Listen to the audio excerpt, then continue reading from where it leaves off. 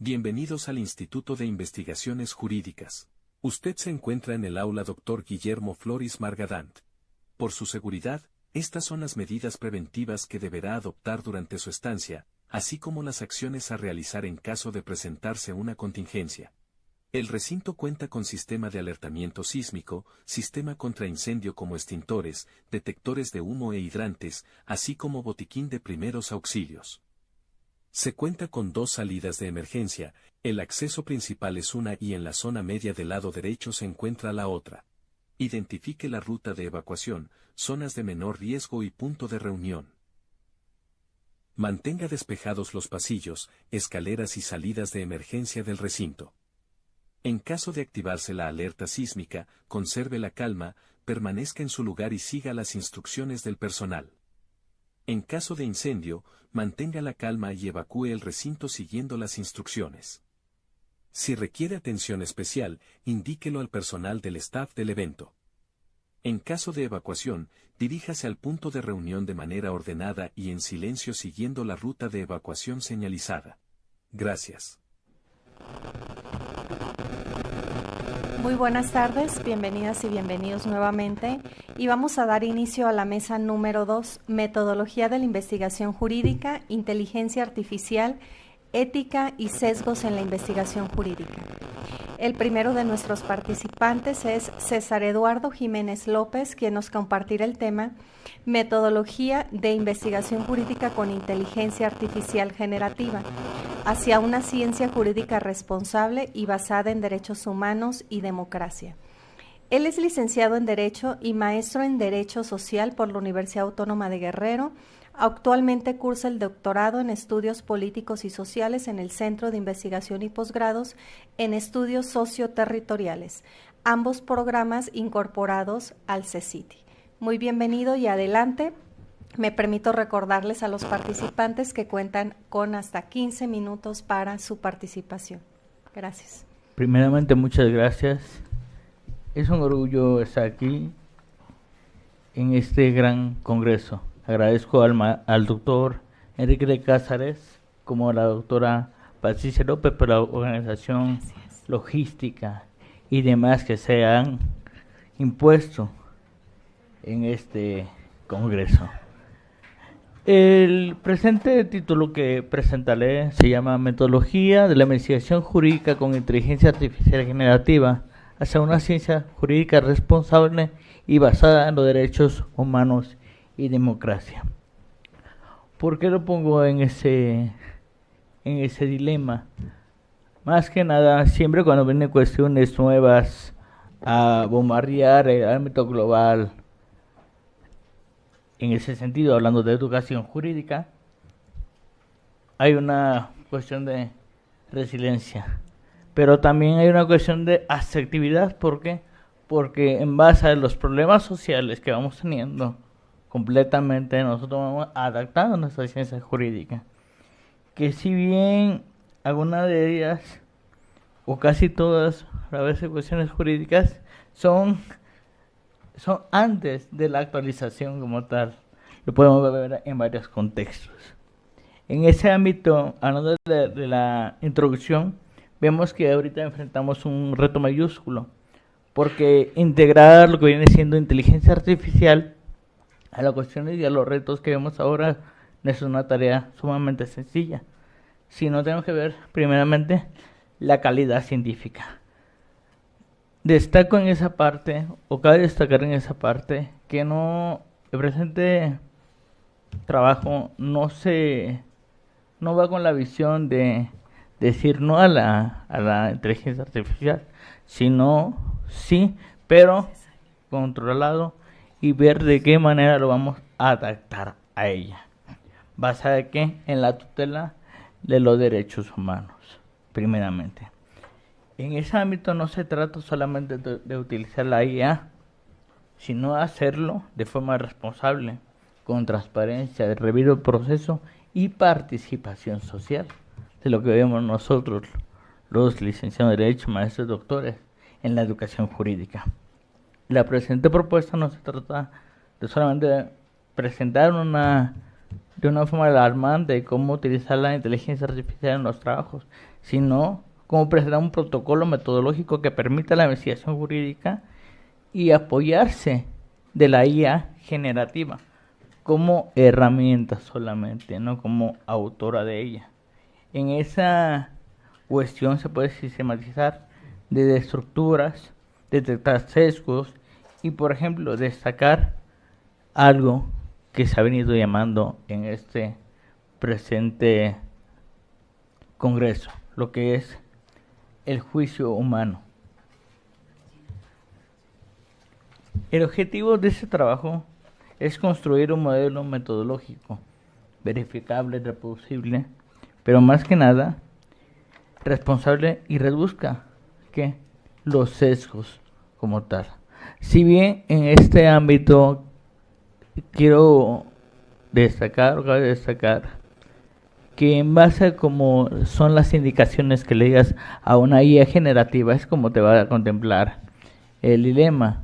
Y pongo un ejemplo. Un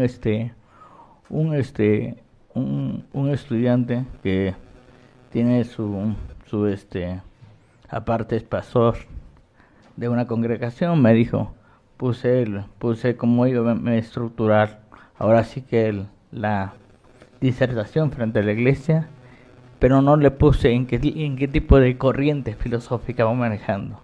O sea, qué tipo de corriente lo está manejando y bajo qué aspectos verificables, porque si bien la IA generativa es a nivel global, pero si no le pone de qué tipo de corriente, qué tipo de filosofía, qué tipo de contexto lo vas a utilizar, simplemente no te lo va a proporcionar de forma efectiva.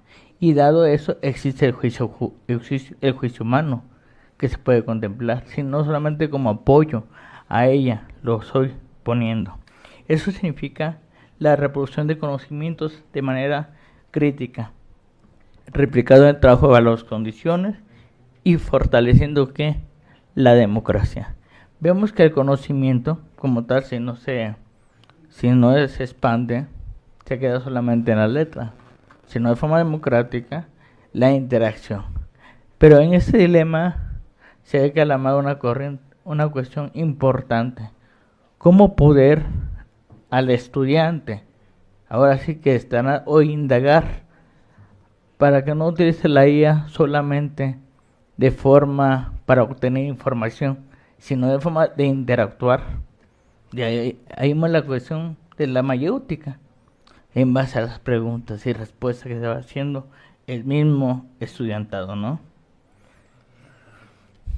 Los fundamentos teóricos que se van a utilizar, entendido como conjunto de métodos, la IA generativa que crea textos, imágenes, audios, los códigos, instrucciones y los datos previos, que si bien estos tienen que ser revisados por medio de los juicios humanos y por supuesto desde el ámbito de sistematización y la IA predilecta que clasifica y resalta la base de la información. Se tiene que ver realmente que esa información no es completamente fidedigna, sino es una herramienta de apoyo como tal. Creo que esta cuestión no es sumamente nueva, porque tenemos datos incluso en plataformas oficiales que las comparamos con otro tipo de análisis de los mismos y vemos que realmente no fueron idénticas, o que incluso la página oficial fue una mala redacción de la misma. Hasta en esa parte podemos tener ejemplos que la IA, por supuesto, que no podemos darle la plena confianza, pero sí le podemos usar como herramienta. Porque ¿a qué le damos la confianza nosotros como investigadores, como futuro investigador? Porque yo estoy estudiando el doctorado, a nuestro juicio humano. Y por lo tanto una formación integral que hemos venido desde el acervo, ahora sí que desde la primaria, secundaria hasta el posgrado y demás especialidades que vamos armando. Ambos modelos pueden ser útiles en la investigación. El gran problema que sucede, los sesgos cognitivos en las decisiones humanas. ¿Por qué lo pongo en esta contextualización? Debido a que la IA generativa ¿De qué está hecha? De datos de mismos personas, mismos seres humanos. Por lo tanto, ¿qué tipo de datos se incluyeron a ella? Y quien la incluyó no tenga algún sesgo discriminatorio, por poner un ejemplo. ¿Y cómo verificar? Por medio de nuestro análisis. Además de insertar el marco de ciencia abierta, la democracia, la transparencia y la reproducción de la misma. ¿Ok? Aquí vemos en el ámbito jurídico que en el bloque de constitucional y convencionalidad establece que las personas gozarán de los derechos humanos reconocidos en ella. Ese mandato es completamente el principio pro persona, que obliga a interpretar de una forma más favorable en ese sentido. ¿Por qué lo ponemos? De acuerdo al doctor Eduardo Ferrer, ha desarrollado la vocación del bloque de convencionalidad, entendida como el conjunto de normas sistematizadas en los derechos humanos. ¿En qué sentido lo podemos completar? Que si la IA viola derechos humanos o viola los principios como derechos de autor, obviamente esos se van a proteger. E incluso si la misma Constitución no lo dice, es un bloque que delimita. Lo podemos ver incluso en la Corte Americana, ejemplo de Times, IA, la herramienta de la Corte. ¿Para qué lo ocupamos? Para buscar las sentencias más favorables.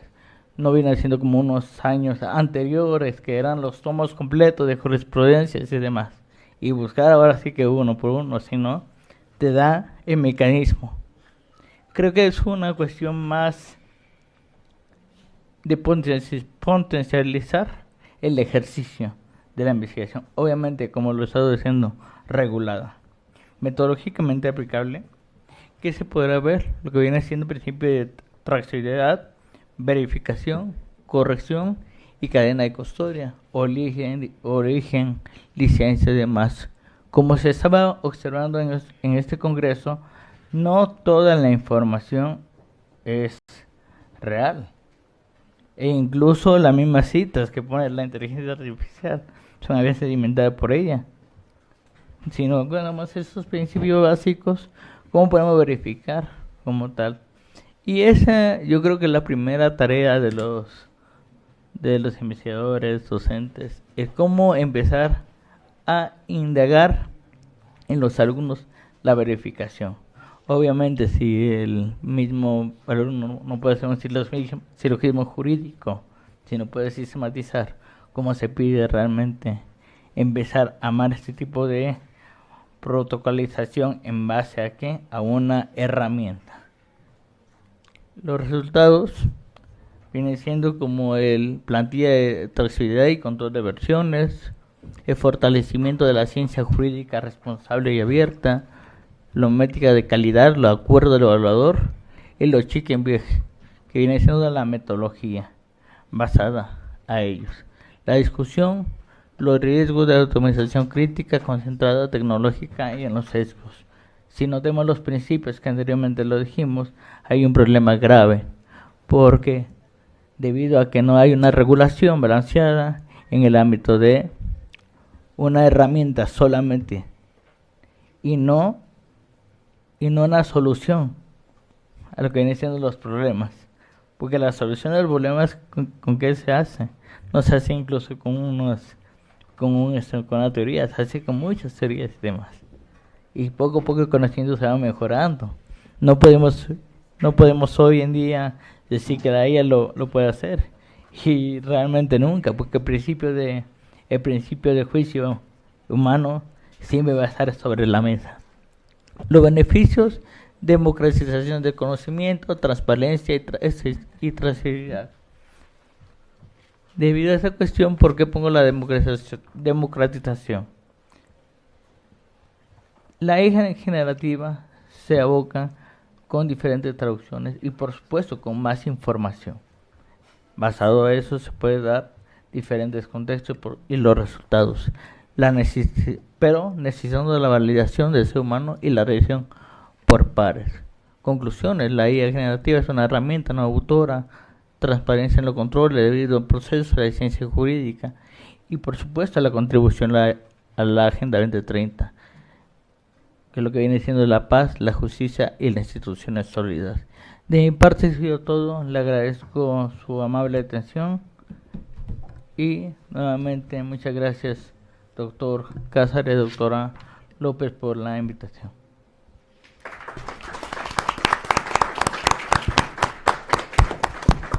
Muchísimas gracias, doctor, por su participación. Muy interesante la reflexión, la conexión entre inteligencia artificial y derechos humanos, efectivamente. Muchas gracias. Y vamos a continuar con la parte